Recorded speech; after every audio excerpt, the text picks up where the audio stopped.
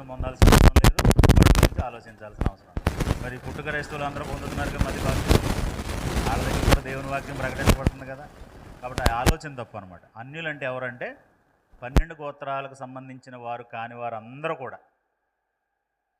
యాకోబు సంతానమైన 12 గోత్రాలు ఉన్నాయి కదా, రూబేను, షిమ్యోను, దాను, గాదు, నఫ్తాలి, ఆషేరు, ఇస్సాకారు, జెబూలూను, యోసేపు, బెన్యామీను, ఇట్లాగ ఉన్నారు కదా. ఈ 12 మంది కాకుండా మిగిలిన వాళ్ళు అందరూ కూడా ఎవరు? వాళ్ళు ఆఖరికి అబ్రహాం కుమారులు అయినా సరే ఎవరు? అన్యులు అయ్యారు వాళ్ళు. వాళ్ళల్లో ఉన్న మనం అందరం కూడా. సో ఇప్పుడు మనం ధర్మశాస్త్రం ఉన్న కాలంలో దేవుడి దగ్గరికి వద్దామని అంటే మధ్యలో ఒక అడ్డు కూడా ఉందటండి. ఇలాగా ఆ టైపునేమో మనం ఉన్నాం, ఈ టైపునేమో యూదులు ఉన్నారు. ఇప్పుడు వీళ్ళు వాళ్ళు ఒకటి కాదు. ఈ గోడ అవతలు ఉన్నవాళ్ళు గోడ అవతలు ఉన్న వాళ్ళని ఏమంటున్నారు? మీరు అన్యులు, మేము సున్నతి చేయబడిన వాళ్ళం, దేవుని చేత అభిషేకించబడిన వాళ్ళం, మీరు సున్నతి లేనివారు అంటున్నారు అనమాట. దావీదు అన్నాడు కదా, గొలియాతుని ఏమన్నాడు? సున్నతి లేని ఫిలిష్తీయుడా, దేవుని ప్రజలు దూషించేది అన్నాడండి. మీరు సున్నతి లేనివారు అన్నాడు. అది ఒక రకంగా చెప్పాలంటే మీరు దేవుని చేత అసలు గుర్తించబడిన వాళ్ళే కాదని అంటాం అనమాట అండి సున్నతి లేనివారంటే. తర్వాత ఇంకేమన్నాడు? ఇశ్రాయేలీలతో మీరు సహపౌరులు కాదు. యేసుప్రభు దగ్గరికి ఒక కనాను స్త్రీ వచ్చింది. అయ్యా నా కుమారుని స్వస్థపరచు అని అడిగింది, కుమార్తెను స్వస్థపరచు అని అడిగింది. అడిగితే ఈయనేమన్నారు అని అంటే, అమ్మ మనుషులు తినే రొట్టెల్ని కుక్క పిల్లలకు పెట్టకూడదు కదా అని అంటే, ఆ పడిపోయిన ముక్కలైనా తినొచ్చు కదయ్యా అని అడిగింది. ఎంత విశ్వాసం ఉందేమో కనుక్కుని యేసుప్రభు ఆమె కోరినటువంటి కోరికని ఆ రోజుల్లో అలా ట్రీట్ చేసేవాళ్ళు. అందుకే కొర్నేలు ఇంటికి, కొర్నేలు అన్యుడు, ఆయన శతాధిపతి అయినా సరే మామూలు వాడైనటువంటి ఒక గలిలీలో పుట్టి మామూలుగా ఉన్నటువంటి పేదరు ఆయన దగ్గరికి వెళ్ళి ఏమన్నాడు? అన్యజాతి వారిని ముట్టుకున్నట్టయినను, వారితో సహవాసం చేయటైనను, వారితో భోజనం చేయటైనా సరే యూదునికి ధర్మం కాదని నీకు తెలుసు, ఏదో దేవుడు పంపాడని వచ్చాను అన్నాడు. మామూలుగా అయితే రాడనమాట అండి. అలా ఉండేది వాళ్ళ మధ్య. సహపౌరులు కారు ఎవరో, అన్యులు ఎవరితో సహపౌరులు కారు. ఆఖరికి అన్యులు కూడా ఆ మాట అన్నారు. శతాధిపతి లోకరాజ్య వార్త 7వ అధ్యాయంలో ఆయన దాసుని స్వస్థపరచమని యేసుప్రభు దగ్గరికి వచ్చిన శతాధిపతి ఏమన్నాడు? ప్రభువా, నేను నీ దగ్గరికి రావడానికి యోగ్యుని గాను, నువ్వు నా దగ్గరికి రావడానికి కూడా నేను యోగ్యుని గాను. నువ్వు జస్ట్ అక్కడ ఉండి మాట మాత్రం సెలవివ్వు, నా దాసుడు బాగుంటుంది. అది పరిస్థితి ధర్మశాస్త్రం ఉన్నప్పుడు. మీరేమో ఇలా చెప్తారు, మేము ఇలాగా, మేము అని వేదాన్ని చెప్పిందండి కాంగ్రెస్. కాబట్టి ఇలాగా అంటే సహపౌరులు కాదు, ఇశ్రాయేలీలతో సహపౌరులు కాదు. ఇంకేమున్నాడు? పరదేశులు, కనాను దేశంలో నివసించే వాళ్ళు కాదు. వాళ్ళు ఎవరు వీళ్ళు? అన్యులు, పరదేశులు, నిరీక్షణ లేనివారు. ఏమి నిరీక్షణ ఉంది మనకి? యేసుక్రీస్తు వస్తాడని కూడా యూదులే నిరీక్షణ. ఎవరు ఎదురు చూశారు? అన్యులు కాదు చూసింది. ఎవరు ఎదురు చూశారండి? సుమియోను ఇలాంటి వాళ్ళు ఎదురు చూశారు. అన్యజనులకు నిరీక్షణ లేదు. అంటే మేము ఇలా బ్రతుకుతున్నాం కాబట్టి మాకు దేవుడు ఇది ఇస్తాడన్న నిరీక్షణ వాళ్ళకి లేదు. ఇంకా అసలు మొదలు పెట్టలేదు కదా. అది నిరీక్షణ లేని వారును, లోకమందు దేవుడు లేనివారు అయి ఉండి, లోకంలో ఎవరు లేరు మీకు. అప్పుడు అన్యజనులందరూ కూడా దేన్ని పూజిస్తున్నారు? ఎవరిని పూజిస్తున్నారు? దేవుడు కాని వారిని పూజిస్తున్నారు. లోకమందు దేవుడు లేనివారు అయి ఉండి అంటే యెహోవా దేవుడిని కాకుండా క్రీస్తుకు దూరస్తులై ఉంటారని మీరు జ్ఞాపకం చేసుకున్నాడు. అయినను మునుపు దూరస్తులైన మీరు ఇప్పుడు క్రీస్తు యేసునందు, ఇప్పుడు అంటే క్రీస్తునందు, క్రొత్త నిబంధనలోకి వచ్చిన తర్వాత, ధర్మశాస్త్రం కింద ఉన్నప్పుడు కాకుండా, ధర్మశాస్త్రం అమల్లో ఉన్నప్పుడు కాకుండా, ఇప్పుడు క్రీస్తు యేసునందు క్రీస్తు రక్తము వలన సమీపస్తులై ఉన్నారు. ఎవరితో సమీపస్తులు? యూదులతో సమీపస్తులై ఉన్నారు. ఆయన మన సమాధానమై ఉండి, ఎవరు? యేసుక్రీస్తు యూదులకి అన్యులకి మధ్య సమాధానమై ఉండి, మీకును మాకును ఉండిన ద్వేషమును. ఏం ద్వేషం ఉంది? మేము దేవుని ప్రజలు, మీరు దేవుని ప్రజలు కాదు.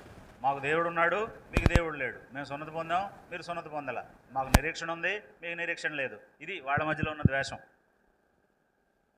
మీకును మాకును ఉన్న ద్వేషమును విధిరూపకమైన ఆజ్ఞలు గల ధర్మశాస్త్రమును తన శరీరమందు కొట్టివేయుట చేత, యేసుప్రభు ఏం చేశాడట? తన శరీరమందు కొట్టివేయుట చేత మధ్య గోడను పడగొట్టి మన ఉభయులను ఏకము చేశాను. ఆ మధ్య గోడ పడగొట్టి ఉండకపోతే గోడ అవతల మనం, గోడ అవతల వీళ్ళు, మనకి వాళ్ళకి సంబంధం ఉంటుండేది కాదు. సో కాబట్టి దేవుడు యేసుక్రీస్తు ద్వారా ఏం చేశాడంటే ధర్మశాస్త్రం కొట్టివేయబడేటట్లుగా శరీరం అందు కొట్టివేశాడు అన్నాడు. ఎలా కొట్టివేశాడు అని అంటే తండ్రి నా ఆత్మను నీకు అప్పగిస్తున్నాను అని చెప్పి తలవాల్చి యేసుప్రభు ప్రాణం విడిచాడు. వెంటనే ఏం జరిగింది? దేవాలయపు తెర నడిమికి బద్దలైపోయింది. దేనికి దేనికి మధ్య ఉండే తెర? పరిశుద్ధ స్థలానికి అతి పరిశుద్ధ స్థలానికి మధ్య అడ్డుగా ఉన్న తెర మధ్యకి చిరిగిపోయింది. అంటే ఇప్పుడు ఏం లేదు, ఇక అంటే వీళ్ళే అక్కడికి ప్రవేశించాలన్నటువంటిది లేదు. అందుకే యేసుక్రీస్తుని బట్టి మనందరం కూడా దేవుని కరుణాపీఠాన్ని సమీపించి ఆరాధించే ఆరాధకులుగా ఉన్నాము.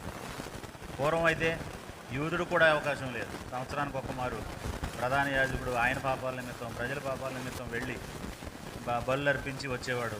మరలా సంవత్సరం మళ్ళా పాపజ్ఞప్తి దోషారోపణ మనసాక్షి చేసేది. ఇప్పుడు అలాంటిది కాకుండా హెబ్రీ 12వ అధ్యాయంలో ఆనాడు ఉన్నటువంటి భయంకరమైన పరిస్థితులు కాదు, అంతకంటే మెరుగైన పరిస్థితులకు వచ్చాము ఇప్పుడు అని చెప్పాడండి. 18వ వచనం నుండి చూడండి, 12-18. స్పృశించి నేను చదువుతాను.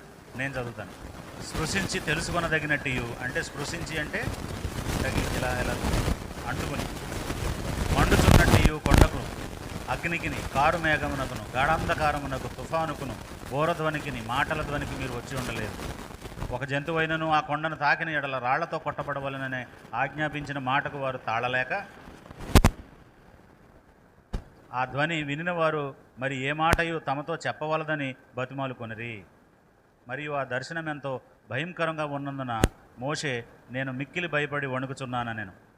ఇది ఎప్పటి పరిస్థితి? దేవుడు ధర్మశాస్త్రాన్ని ఇవ్వడానికి మోషేని పైకి పిలిచినప్పుడు ఈ కొండ చుట్టూ ఎవరు రావద్దు, జంతువులు రావద్దు, మనుషులు రావద్దు, దీన్ని అసలు తాకొద్దు అని చెప్పాడు దేవుడు. ఎప్పుడైతే క్రొత్త నిబంధన కింద ఉన్నప్పుడైతే సియోనను కొండకును, జీవము గల దేవుని పట్టణమునకును అనగా పరలోకపు యెరూషలేమునకును, వేవేల కొలది దూతల యొద్దకును, పరలోకమందు వ్రాయబడి ఉన్న జ్యేష్ఠుల సంఘమునకును, వారి మహోత్సవమునకును, అందరి న్యాయాధిపతి అయిన దేవుని యొద్దకును, సంపూర్ణ సిద్ధి పొందిన నీతిమంతుల ఆత్మల యొద్దకును, క్రొత్త నిబంధనకు మధ్యవర్తి అయిన యేసునొద్దకును, హేబేలు కంటే మరి శ్రేష్టముగా పలుకు ప్రోక్షణ రక్తమునొద్దకును మీరు వచ్చి ఉన్నారు. ఎంత తేడా ఉందో చూడండి. వాళ్ళకేం రూల్ ఉంది? కొండను తాకూడదు, మీరు తాకూడదు, జంతువులు తాకూడదు అన్నారు. తీరా దేవుడు వాళ్ళతో మాట్లాడినప్పుడు ఆ ఉరుముల ధ్వనికి, ఆ శబ్దానికి మేము బ్రతకలేం బాబోయ్, మేము మాట్లాడలేం దేవుడితో, నువ్వు మాట్లాడి మాకు చెప్పు మోషే అన్నారు. అలాంటిది ఇప్పుడైతే నేరుగా మనం దేవుని దగ్గరికి వచ్చి ఆయన ముందు నిలబడి, ఆయన కృపాసనం ముందు నిలబడి తండ్రి అని దేవుడితో మాట్లాడే అవకాశం దేవుడు మనకి ఇచ్చాడు. క్రొత్త నిబంధన కింద ఉన్న ఆరాధకుడికి దక్కిన గొప్ప గౌరవం అండి ఇది, మహిమ ఇది. మనకేమో ఇవన్నీ ప్రకటించబడవు, ఇవన్నీ నేర్చుకోము, ఇవన్నీ ఆలోచించం. ఎక్కువ మందికి ఇవన్నీ తెలియదు. ఎంత మటుకు జ్వరం వస్తే ప్రార్థన చేసుకోవాలా, అవకాశం అంటే అవసరం వస్తే ప్రార్థన చేసుకోవాలి. ఇదే అసలు మనకి దేవుడు ఎంత ఉన్నత స్థితిని ఇచ్చాడో చెప్పే బాధకులు లేదు, సభ్యులు లేదు. అందుకు దీన్ని చాలా తేలిక అంటే చాలా ఒకలాగా చూస్తున్నారు. పోయిన నెలలో ఆగస్టులో నేను ఫిలిపియన్స్ వెళ్ళొచ్చాను. నేను ఒక బ్రదర్కి చెప్పాను, బ్రదర్ నేను ఫిలిపియన్స్ వెళ్ళానండి, అక్కడ నుంచి ఇంకా వేరే దేశానికి ఒకటి 2 కంట్రీస్ చూసి వచ్చాము మేము అని చెప్పేసి అన్న. అదేంటి బ్రదర్ ఫిలిపియన్స్ చర్చ్ ఆఫ్ క్రైస్ట్కి వెళ్ళారా మీరు అని అడిగాడండి ఆయనకు అర్థమైంది అది. అంటే ఫిలిపియన్స్కి వెళ్తే నేను ఎక్కడికి పోయినట్టు? ఫిలిపియన్స్లో ఒక చర్చ్ ఆఫ్ క్రైస్ట్ పుట్టిందండి, యెరూషలేములో పుట్టకుండా. ఒకళ్ళు అక్కడికి వెళ్ళానేమనుకున్నా. అప్పుడు నవ్వుతూ అన్నాను, బ్రదర్ నేను హాంకాంగ్ కూడా వెళ్ళానండి, కంగారు పడకండి అని చెప్పాను. అంటే నేను అందులో కలిసిపోయానేమనుకున్నాడండి ఆయన, భయపడిపోయాడండి ఆయన. అంత డెలికేట్ కాదు నేను, యెరూషలేములో ఉన్న క్రీస్తు సంఘాన్నే నమ్ముతాను నేను, ఎక్కడ ప్రారంభమైందో ఆ క్రీస్తు సంఘంలోనే ఉంటాను బాబు, ఫిలిపియన్స్లోనో అమెరికాలోనో లేకపోతే నెదర్లాండ్స్లో ఉన్న క్రీస్తు సంఘాలను నమ్మను నేను అని చెప్పాను అనమాట అండి. అంటే ఇవాళ మనకి అసలు దేవుడు ఏ స్థితిని ఇచ్చాడో మనకు అర్థమైతే ఎక్కడికి పోతామండి, ఎందుకు వెళ్తాం? వేరే చోట మనకి ఏం పని? అక్కడ ఉందా ఇదంతా? సో కాబట్టి పాత నిబంధనకేని కొత్త నిబంధనకు ఉన్న తేడా అది. పాత నిబంధనలోనేమో భయపడుతూ గజగజ వణుకుతూ దేవుడు ఏం చెప్తాడో అని బిక్కుబిక్కుమంటా ఉన్న పరిస్థితులు. కొత్త నిబంధనలోనైతే అసలు యేసుప్రభు చెప్పారు, ఒకడు నన్ను ప్రేమించిన ఎడల నా ఆజ్ఞలను గైకొంటాడు, నేను నా తండ్రి వచ్చి వాని ఇంట నివాసం చేస్తాడు. దేవుడు మన ఇంటికి వచ్చి మనతో నివాసం చేస్తాడు, మన హృదయంలో ఉంటాడు, మనం ఆరాధించే సంఘంలో ఉంటాడు. మనం ఉండే చోటు ఉంచుతాడు ఆయన సన్నిధిని.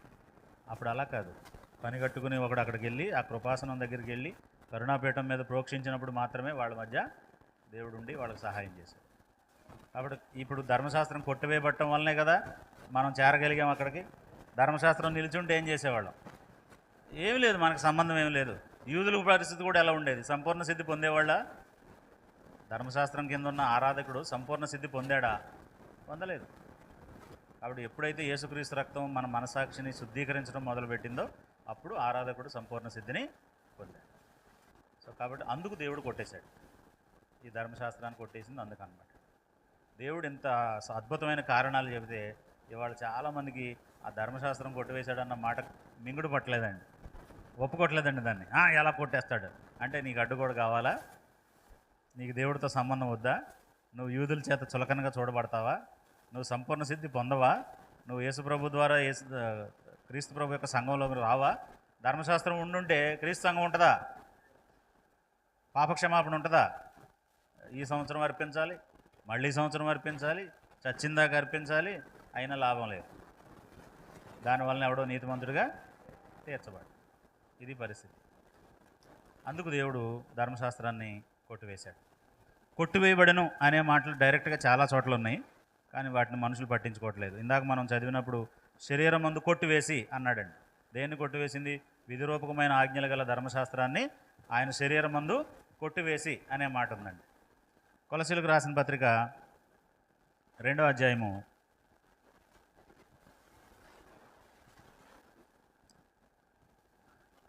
12వ వచనం నుండి మనం చదివినట్లయితే,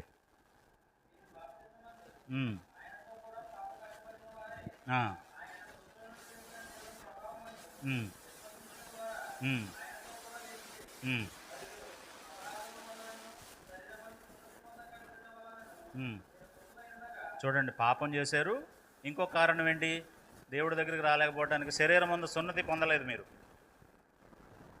అపరాధముల వలనను శరీరమందు సున్నతి పొందక ఉండుట వలనను మీరు మృతులై ఉండగా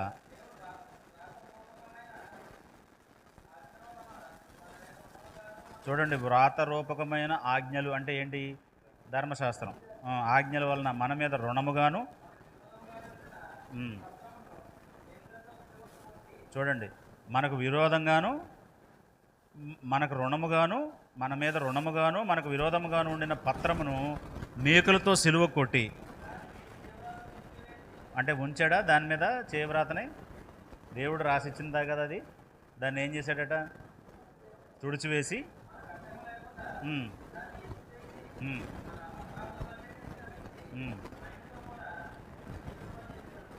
ఆయన ప్రధానులను అధికారులను నిరాయుధులుగా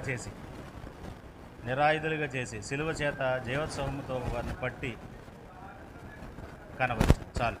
ఇలాగా ధర్మశాస్త్రాన్ని దేవుడు ఏం చేశాడంటే సిలువ మేకులకి ఆ పత్రాన్ని కొట్టి దాని మీద ఉన్న చేవ్రాత అంతటిని కూడా తుడిచేశాడు. కాబట్టి ఇప్పుడు మీరు మళ్ళీ దాన్ని పాటించొద్దు అని చెప్తున్నాడు. ఎలాగో చూడండి. కాబట్టి అన్నపానముల విషయంలోనైనాను, అంటే ఇది తినొచ్చు ఇది తినకూడదనే రూల్ ఎప్పుడు ఉండేది? ధర్మశాస్త్రం ఉన్నప్పుడు ఉండేది. ఇప్పుడు లేదు అది. కృతజ్ఞతాస్తుతులు చెల్లించిపుచ్చుకుంటే ఏదైనా తినొచ్చు.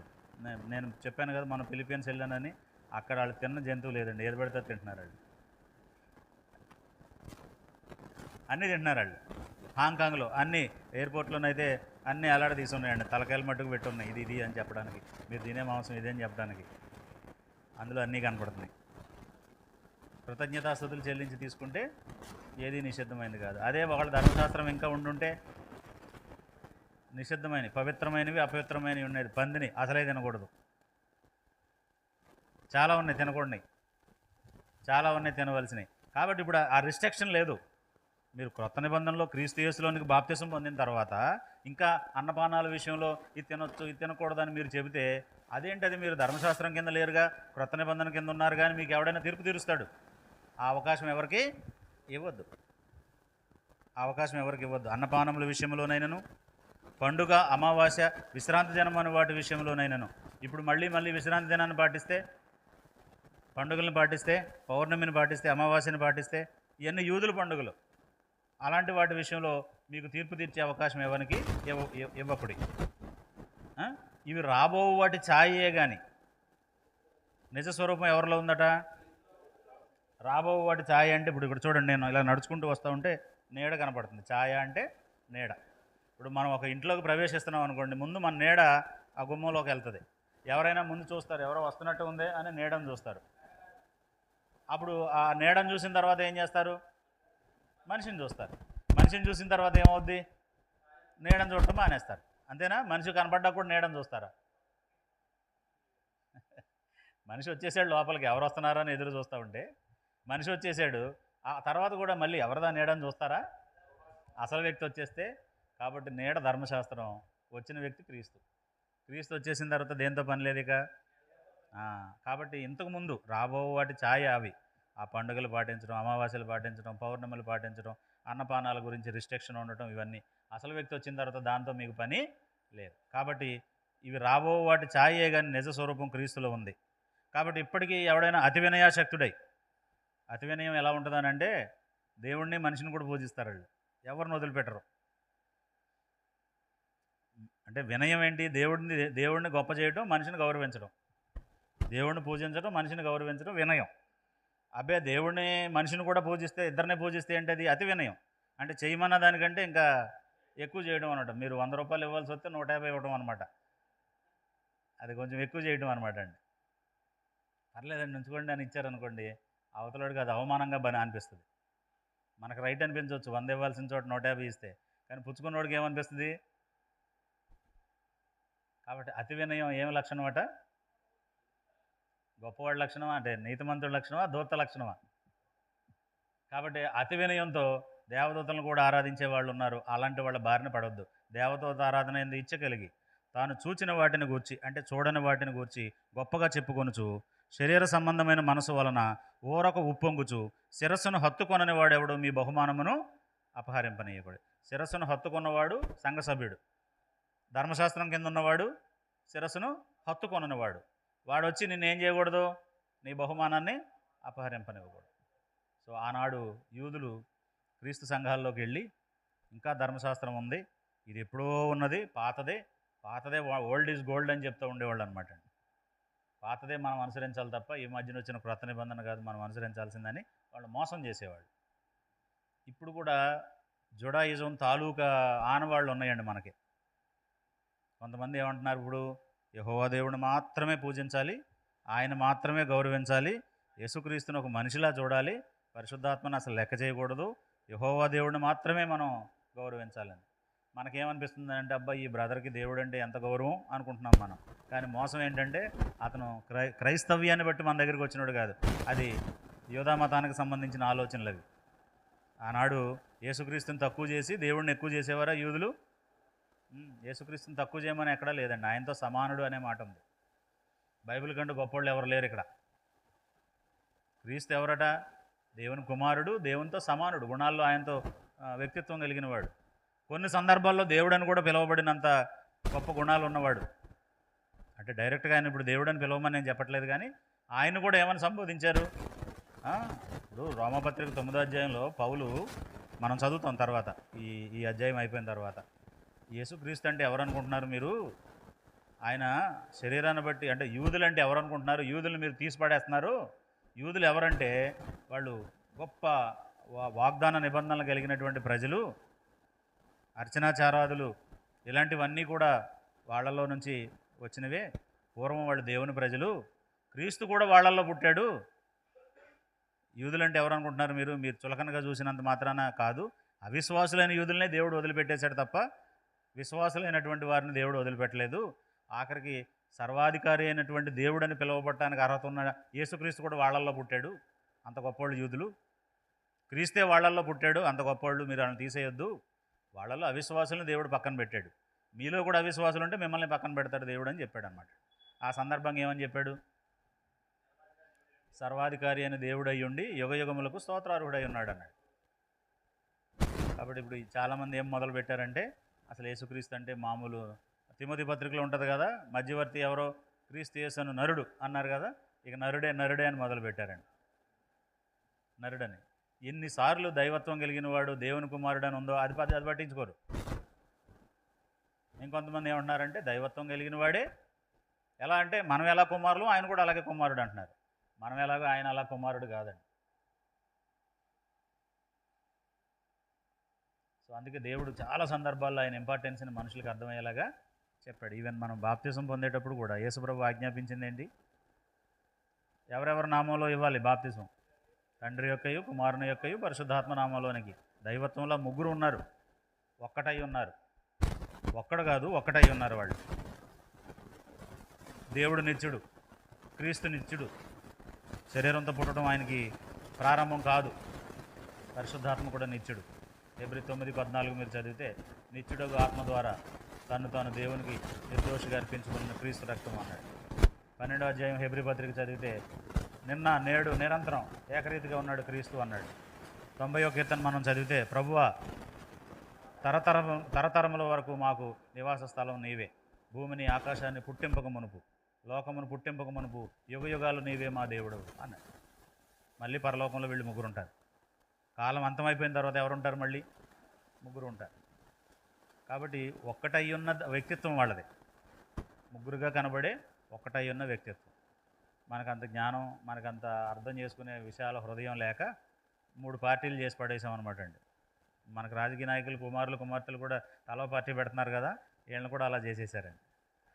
ఒకడు దేవుడి పార్టీ, ఒకడు క్రీస్తు పార్టీ, ఒకడు పరిశుద్ధాత్మ పార్టీ. పెంతెకొస్తు వాళ్ళందరూ పరిశుద్ధాత్మ పార్టీ, ఫెలోషిప్ వాళ్ళందరూ యేసుక్రీస్తు పార్టీ, యెహోవా సాక్షులు, సెవెంత్ డే వాళ్ళు, ఇలాంటి వాళ్ళు అందరూ కూడా ఎవరి పార్టీ? యెహోవా పార్టీ. ఇలాగ ఎవరి పార్టీ ఆడు పెట్టేసుకున్నాడండి. లబోదీపం అంటున్నారు వాళ్ళు పరలోకంలో. ఇదేం కర్మరా నాయన, నేను మమ్మల్ని పూజించమంటే మమ్మల్ని విడదెత్తున్నారేంటి వీళ్ళని. మేము ఎక్కడ చెప్పామురా బాబు మీకు? ఇర్మియా కాలంలోనే అన్నాడు, మాకు తోచని క్రియలు నాకు తోచని క్రియలు వీళ్ళు చేస్తున్నారని ప్రవక్త ద్వారా దేవుడు చెప్పాడు. దేవుడికి ఎప్పుడు ఎలాంటి ఆలోచన వచ్చి ఉండదండి. 3 పార్టీలు పెడతారు జనం అని. వీళ్ళకి వచ్చింది, వీళ్ళు పెట్టారు. వీళ్ళందరూ బోధకులుగా చాలామంది అవుతున్నారండి. వీళ్ళు మళ్ళీ ఒకళ్ళనొకళ్ళు విమర్శించుకోవటం, డిబేట్లు పెట్టడం, దమ్ముంటే రా అంటాం, ఈ మొదలుపెట్టారండి. నీకు దమ్ముంటే సరిగా అర్థం చేసుకోవటం మొదలుపెట్టు. ఎవరితోనో పోట్లాడటం కాదు. ముందు అసలు నువ్వు చదివే లేఖనంలో ఏముందో అది అర్థం చేసుకో. ఎవరి మీద డిబేట్ చేయాల్సిన అవసరం లేదు. ముందు నిన్ను నువ్వు కాపాడుకో, తర్వాత ఇతరులను బాగు చేద్దు కానీ. సో కాబట్టి ఇలాగా ధర్మశాస్త్రాన్ని గురించి చెప్పాడు. డైరెక్ట్గా ఇంకా చాలా మాటలు ఉన్నాయి. 2 కొరింథీ పత్రిక 3వ అధ్యాయం 14వ వచనం మనం చదివితే, ఈ వచనాలని చదవని వాళ్ళు, వీటిని అర్థం చేసుకోవడం రాని వాళ్ళు ఏం చేస్తున్నారంటే, మరి పాత నిబంధన పుస్తకం అంతా చింపేయచ్చు కదండి.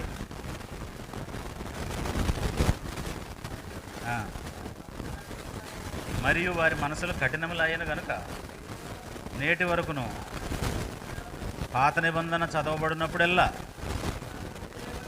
అది క్రీస్తునందు కొట్టివేయబడినని వారికి తేటపరచబడక ఆ ముసుగే నిలిచి ఉన్నది. ముసుగే నిలిచి ఉంది నేటి వరకు.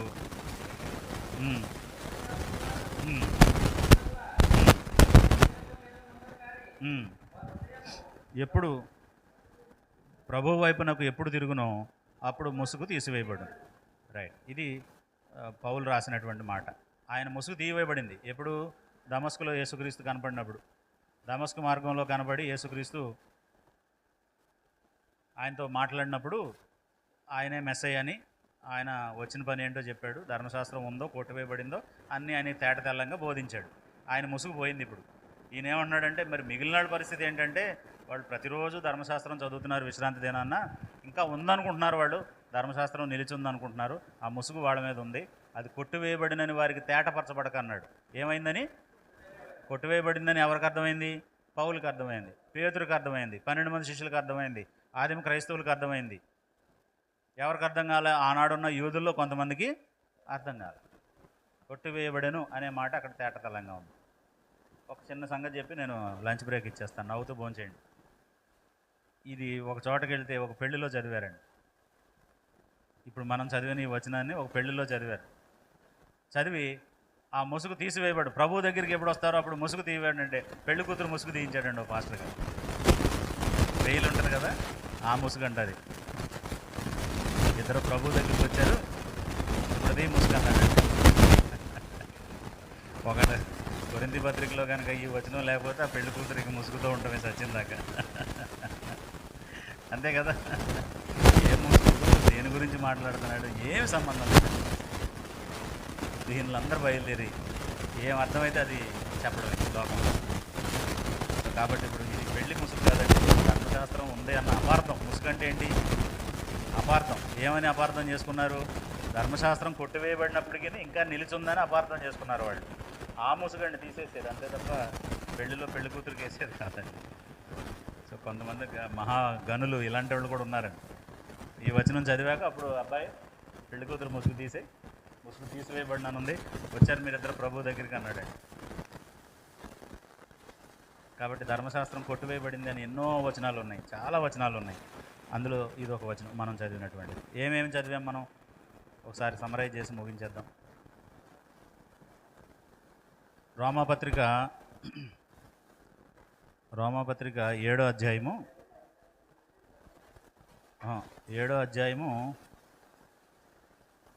6వ వచనంలో ఉంది, ధర్మశాస్త్రము నుండి విడుదల పొందితిమి అని. ఏమి తర్వాత 2 కొరింథీ 3:14 చదివాం, కొట్టివేయబడినని గ్రహించక అన్నాడు, తేటపడక అన్నాడు. శరీరమందు కొట్టివేసెను అన్నాడు ఎఫెసీ పత్రిక 2వ అధ్యాయంలో. పత్రమును మేకులతో సిలువ కొట్టి దాని మీద చేవ్రాతం తుడి చేశాడు అన్నాడు. అది రాబోయే ఛాయ, అసలు విషయం క్రీస్తులో ఉంది అని చెప్పేసి కొలసీ పత్రికలోనే చెప్పాడు. అలాగే బాలశిక్షకుడు గలతీ 3:24 నుండి మనం 26 వరకు చదివితే ఇక బాలశిక్షకుని కింద ఉండము అని చెప్పాడు. ఇట్లా ఎన్నో విషయాలు ఉన్నాయి. ఏది పాతగిలి ఉడిగిపోవునో అది అదృశ్యమొకటకు సిద్ధంగా ఉంది అన్నాడు. సో అప్పుడు ఇక్కడ మన వాళ్ళకి వచ్చే ప్రశ్న ఏంటంటే, మరి చింపేయచ్చు కదండి పాత నిబంధన పుస్తకం అంతా, ఓన్లీ కొత్త నిబంధనే చదువుకోవచ్చు కదా అంటున్నారు అన్నమాట. అంటే మనకు తెలియాల్సినటువంటి ఒక విషయం ఏంటంటే, చరిత్ర ఉండాలా అక్కర్లేదా? ఇప్పుడు ఇక మనం ఆధార్ కార్డు వచ్చిన తర్వాత పాత రికార్డు అంతా చెరిపేసామనుకోండి, ఎవరు మనవడో ఎవడు కొడుకో ఏ ఊర్లో పుట్టాడో ఎక్కడ ఉంటుందండి అది? ఇప్పుడు అవన్నీ అమలు చేయడానికి కాదు, చరిత్ర కోసం ఏం చేయాలి? ఉండాలి. పాత జీవో కొట్టేస్తే నీ జీతం పెరిగిందో తగ్గిందో ఎలా తెలుస్తుంది? పూర్వం ఇంత జీతం ఇచ్చేవాళ్ళు ఈ ఉద్యోగస్తులకి, ఇప్పుడు పెరిగింది 10% పెంచారు అంటే ఇంకొక 1,00,000 రూపాయల జీతం తీసుకునేవాడికి ఇంకో 10,000 పెరిగినాయి. ఇప్పుడు 1,10,000 వస్తున్నాయి. అప్పుడు నీకు 1,10,000 ఎక్కువ తక్కువ తెలియాలంటే పూర్వం ఎంత జీతం ఇచ్చారో ఆ పాత జీవో ఉండాలి. అప్పుడు 1,00,000 ఇచ్చారు, ఇప్పుడు 1,10,000 ఇచ్చారని అర్థం అవుతుంది. పాత జీవోలన్నీ తీసేస్తే ఏమవుద్దండి?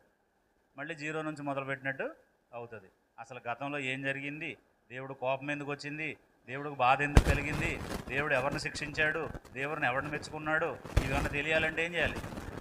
చరిత్ర మనకు ఉండాలి. అందుకే కొరింథీయులకు రాసిన మొదటి పత్రికలు ఏమన్నాడంటే, ఇవి దృష్టాంతాలుగా వారికి సంభవించి యుగాంతమందున్న మనకు బుద్ధి కలగడానికి, బోధ కలగడానికి ఉన్నాయి. బుద్ధి బోధ తెచ్చుకోవాలి. కొత్త నిబంధన చదివి ఏం చేయాలి? అనుసరించాలి, ఆజ్ఞలు పాటించాలి, జీవించాలి.